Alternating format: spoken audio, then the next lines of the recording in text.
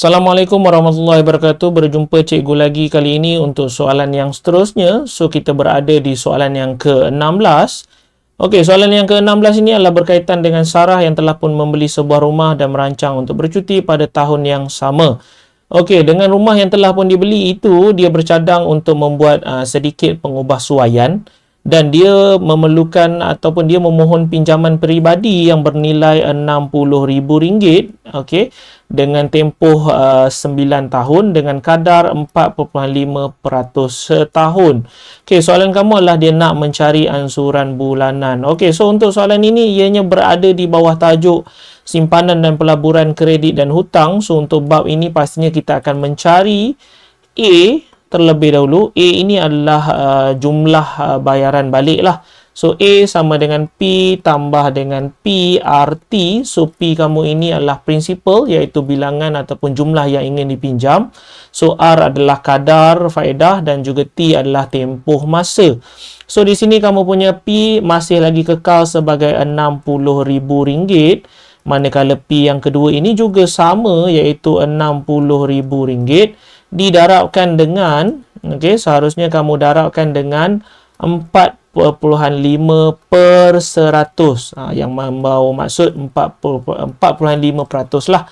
Okey, so darablah dengan 9, iaitu tempoh masa kamu untuk 9 tahun. Okey, so sekiranya kamu selesaikan, yang depan ini memang akan kekal nilai yang sama, cuma yang belakang ini sekiranya kamu selesaikan yang di belakang, dia akan menjurus kepada jawapan RM24,300. So kamu tambah kedua-duanya, dia akan jadi RM84,300. So ini adalah untuk tempoh 9 tahun. So inilah bayaran balik yang perlu dibayar.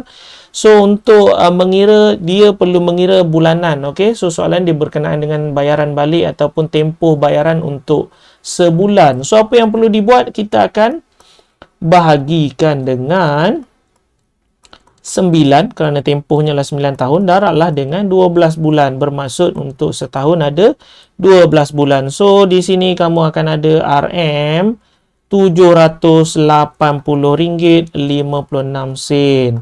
Bermaksud Sarah ini perlu membayar sebanyak RM780,56 setiap bulan selama 9 tahun. Okey, selesai untuk soalan yang pertama. Okey, untuk soalan kamu yang kedua, dia ingin membeli insurans. Okey, so dia nak membeli insurans hartanah. So senaraikan dua faktor. Okey, so dia nak dua sahaja yang boleh mempengaruhi dalam memilih insurans yang terbaik. So untuk soalan sebegini, ianya bukan lagi pengiraan, sebaliknya adalah berkenaan dengan fakta. So untuk fakta ini cikgu dah sediakan di sini. So mana cikgu dapat benda ni? Daripada muka surat 89. Okey, so inilah 4 faktor yang ada untuk pemilihan insurans yang terbaik. So bolehlah kamu senaraikan dua yang kamu ingat.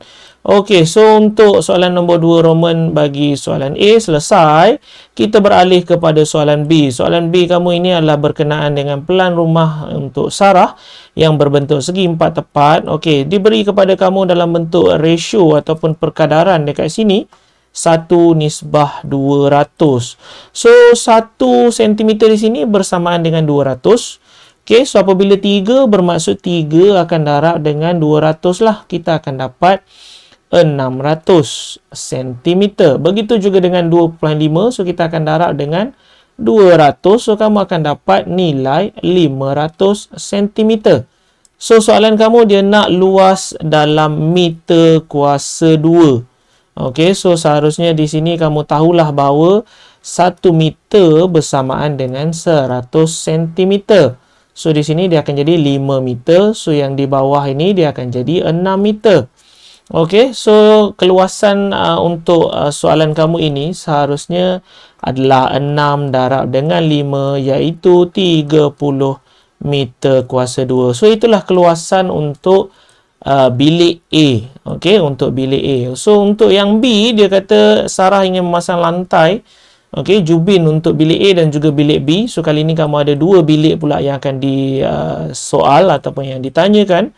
So dengan kos RM20 untuk per meter kuasa 2. Okey, so kamu tengoklah untuk bilik A tadi kamu dah tahu ianya adalah 30 Okey, begitu juga dengan bilik B sebab dia sama saiz. Okey, kalau kamu tengok ini petanda bahawa ianya sama saiz. Okey, so untuk A dan B, jumlah kamu ialah 60. So, kita darablah dengan RM20. Bermaksud Sarah perlu membelanjakan sebanyak RM1,200 untuk memasang jubin bagi bilik A dan juga bilik B. Maka selesai untuk nombor 2 dan kita akan beralih kepada soalan yang ketiga. Soalan yang ketiga ini bila tengok gambar macam ni pastinya ianya adalah bab yang melibatkan rangkaian dalam teori graf. Bab yang kelima untuk topik tingkatan 4. Okey, so ini adalah perjalanan untuk kereta api. Sarah dia kata dia nak merancang percutian. So dia nak naik kereta api. So J, P, L dan T ini adalah stesen. Manakala K adalah permulaan stesen. So G adalah stesen transit. So, dia kata G ni adalah transit yang mana transit dia adalah 1 jam. Okey, so soalan kamu, kita beralih kepada soalan. So, soalan kamu dia suruh kamu lukis semua graf yang perjalanannya kurang daripada 10 jam. Tapi kalau tengok daripada soalan, markah kamu ialah 2. So, pastinya dia akan ada 2 graf lah. Okey, seharusnya dia akan ada 2 graf melambangkan 2 markah. Okey, kita tengok perjalanan yang kurang daripada 10 jam. Okey, yang pertama pastinya kalau ikutkan perjalanan kamu akan bermula daripada K, kemudian dia akan teruskan ke G. Okey, yang mana dia adalah 1 jam di sini. So, G kamu kalau kita teruskan pastinya dia akan ke J lah. Okey, yang mana dia makan masa 7 jam. So, untuk di G saja pun dah memang transit untuk 1 jam. So, total dekat sini ialah 9 jam. Okey, kamu tak boleh nak teruskan sehingga ke P sebab nanti dia dah melebihi 10 jam. Okey, so itu jawapan kamu yang pertama. Okey, so jawapan yang kedua seharusnya daripada daripada K kemudian dia ke G. Okey, so perjalanan dia adalah 1 jam. Kemudian ianya akan diteruskan ke L. Okey, so ke L yang mana tempoh perjalanan dia adalah 3 jam. So, di G juga 1 jam. Bermaksud dekat sini 5 jam.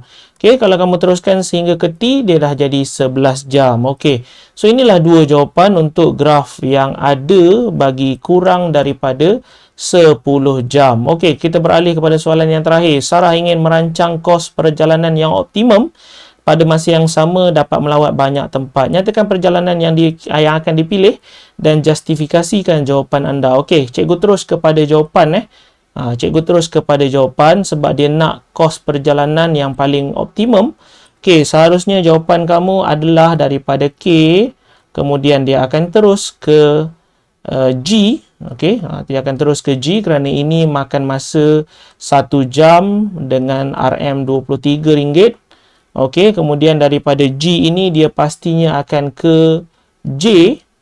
Okey, dia pastinya akan ke J.